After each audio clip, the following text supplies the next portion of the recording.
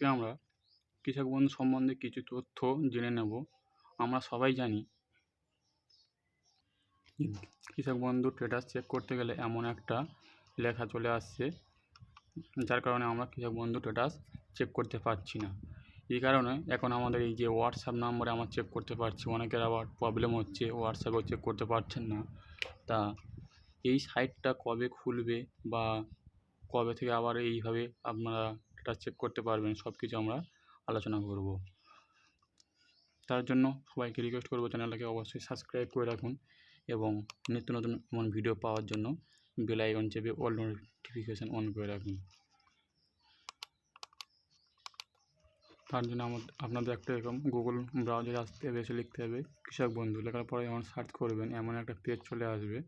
তারপরে দেখবে এই পেজে ক্লিক করবেন। ক্লিক করার পরে আপনাদের সামনে ঠিক এমন একটা পেজ শো হবে, যেখান থেকে আগে আমরা স্ট্যাটাস চেক করতে পারতাম, কিন্তু এখন স্ট্যাটাস চেক করতে পারি না। এই যে অপশানটা, এই অপশানে ক্লিক করার পরে আপনাদের সামনে এরকম একটা পেজ ওপেন হতো এবং এখানে যেখানে একটা আইডি দিয়ে ক্যাপচার বসিয়ে আমরা স্ট্যাটাস চেক করতে পারতাম। কিন্তু এই বেশ গত 1 মাস ধরে এই লেখাটা আসছে, যার কারণে আমরা স্ট্যাটাস চেক করতে পারছি না।